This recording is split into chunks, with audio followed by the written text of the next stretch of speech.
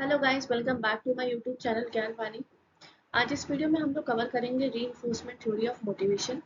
Last lecture में हम लोगों ने पढ़ा था कि विक्टर रूट्स की एक्सपेक्टेंसी थ्योरी क्या होती है। तो जिसने भी वो सेशन नहीं देखा है तो आप लोग प्लेलिस्ट में जाके चेकआउट कर सकते हैं। तो इस सेशन में हम लोग आज डिटेल में कवर करेंगे कि क्या होती है reinforcement theory of motivation. So let's start the session.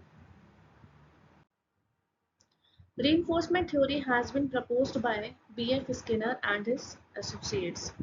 तो reinforcement theory किसने दी थी? B.F. Skinner ने और उनके associates ने। ठीक है, so it states that individual behavior is a function of its consequences. According to this theory, individual motivation depends on credit they received and consequences they will experience later. देखो reinforcement theory क्या होती है? एक particular इंसान का जो behaviour होता है वो उसके कॉन्सिक्वेंसेस के ऊपर अफेक्ट करता है। ठीक है, बेसिकली क्या होता है कि जब किसी इंसान को अगर हम अच्छे काम के लिए प्रेरित करते हैं, ठीक है, अच्छे उसको अप्रेजल्स देते हैं या उसको अच्छा क्रेडिट देते हैं किसी भी चीज़ के लिए, तो वो क्या करता है, उस काम को और अच्छी तरीके से करने की कोशिश करता है।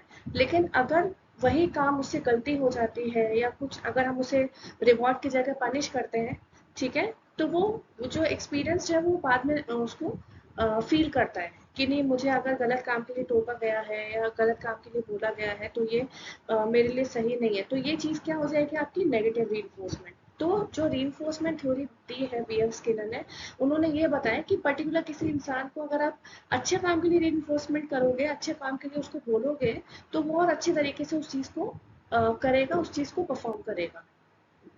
So this theory states that individual behavior in the future will depends on their current actions. ठीक है, तो ये थ्योरी क्या कहती है कि किसी भी इंसान का जो बिहेवियर है वो उसके करंट एक्शंस पे मतलब डिपेंड है। ठीक है, so according to Skinner this theory only focus on what happens on individual actions.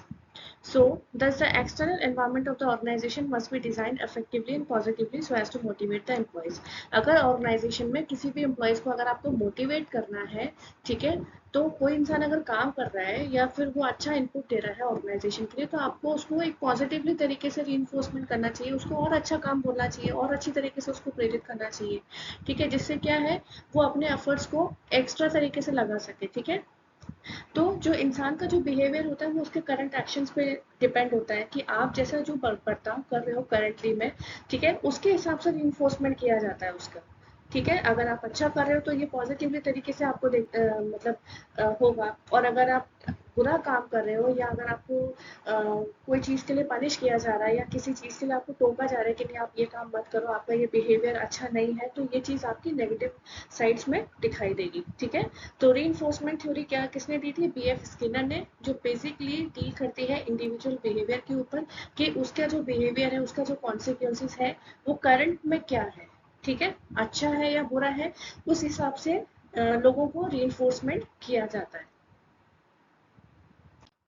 तो बेसिकली इसके चार तरीके के थ्योरीज टाइप्स बताए गए हैं इसमें। There are 4 types of reinforcement theory that can be used to restrain individual behaviour. ठीक है, तो मैंने जैसे अभी बात करी पॉजिटिव रीइंफोर्समेंट, सो एक key idea in the reinforcement theory of motivation is that positive reinforcement with rewards reinforces desired behaviour. ठीक है, किसी इंसान को अगर आप कोई इंसान अगर अच्छा परफॉर्म कर रहा है या कोई एम्प्लॉय अच्छा टारगेट को अचीव कर रहा है, तो आप क्या करोगे, उसको पॉजिटिवली तरीके से लोगे, पॉजिटिव इन्फोर्समेंट करोगे कि नहीं, अगर आप और अच्छे तरीके से काम करोगे तो और अच्छा रिजल्ट मिलेगा, इसके लिए आपको अप्रेजल्स मिलेंगे, इसके लिए आपको हाइक्स अच्छी मिलेगी, या हो सकता है 6 महीने में आपका परफॉर्मेंस अप्रेजल हो तो आपको करंट सीटीसी से आपका और अच्छी हाइक आपको मिल जाए।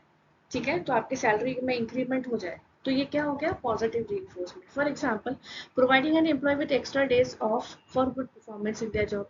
किसी एम्प्लॉय को अगर ये बोल दिया जाए कि अगर आप अच्छा परफॉर्म करोगे तो हो सकता है आपको और ज़्यादा दिन की छुट्टी मिल जाए, एक्स्ट्रा डेज ऑफ मिल जाए।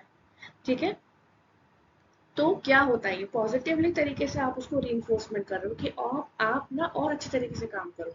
ठीक है, उसी साइड नेगेटिव रीइंफोर्समेंट होता है, reinforcement that can be used to reduce or cease any negative undesirable condition. ठीक है, ऐसा reinforcement जो किसी undesirable condition को reduce करता है या cease करता है या negative चीज को reduce करता है। For example, an individual will try to finish their work before due date to avoid being scolded from the superiors. ठीक है, अब जैसे एम्प्लॉयज होते हैं उनको डर होता है ना कि यार हमको काम दे दिया, सुपीरियर्स ने अगर कोई काम दिया है, अगर हमने उसको कंप्लीट नहीं किया ऑन टाइम तो हमको पनिशमेंट मिलेगा।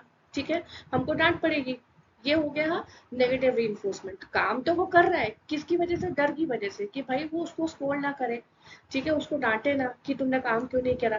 तो उसको कहीं ना कहीं अपने सुपीरियर्स का तो डर है, ठीक है। पॉजिटिव रीइंफोर्समेंट क्या होता है कि अगर आप अच्छा काम करोगे तो वही सुपीरियर्स आपको शाबाशी देंगे, आपको प्रेज करेंगे, ठीक है, आपको आपकी सैलरी इंक्रीमेंट कर सकते हैं, आपको हाइक दे सकते हैं। और नेगेटिव क्या होता है कि आपको इस चीज का डर है कि अगर आपने काम कंप्लीट नहीं किया ऑन टाइम, अगर आपके टास्क कंप्लीट नहीं हुए या जो काम आपको दिया गया था वो आपने नहीं किया, तो उसकी वजह से आपके जो सुपीरियर्स है उनसे आपको डांट पड़ सकती है, ठीक है, कि भाई आपको एक रिपोर्ट तैयार करने को दी थी, आपने क्यों नहीं करी।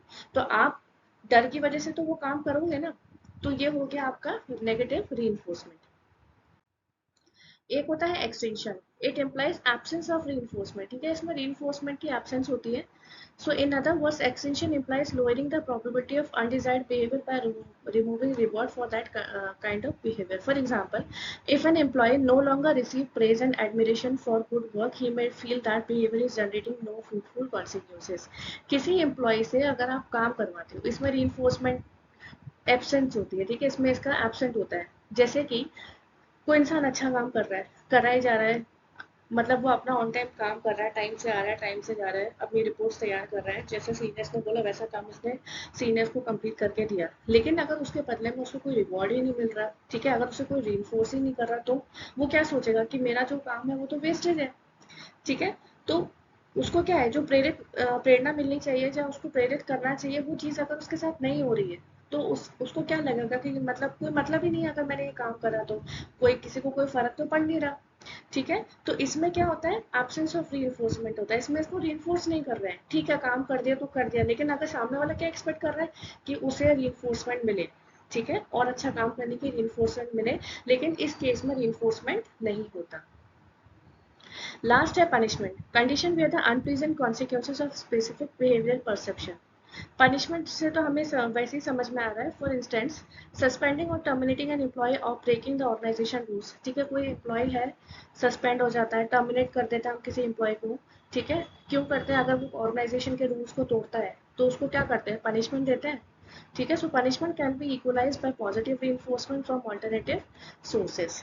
तो पनिशमेंट क्यों दिया जाता है, सजा क्यों दी जाती है? भाई आप ऑर्गेनाइजेशन में काम कर रहे हो, उसके भी कुछ रूल्स एंड रेगुलेशंस होते हैं, ठीक है, अगर आप उन रूल्स एंड रेगुलेशंस को फॉलो नहीं करोगे तो पनिशमेंट देना भी जरूरी है। किसके लिए?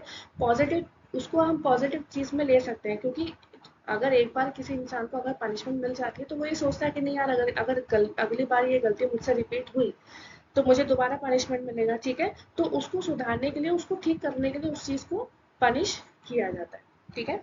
तो ये तो थे चार, positive, negative and extension and punishment, जो अपने अपने तरीके से एक पर्टिकुलर इंडिविजुअल को, पर्टिकुलर एम्प्लॉय को रीइंफोर्समेंट करते हैं। और ये सारी जो सिचुएशन है, ये सारी जो बिहेवियर है, वो करंट सिचुएशन पे, करंट एक्शंस पे डिपेंड करती है, ठीक है।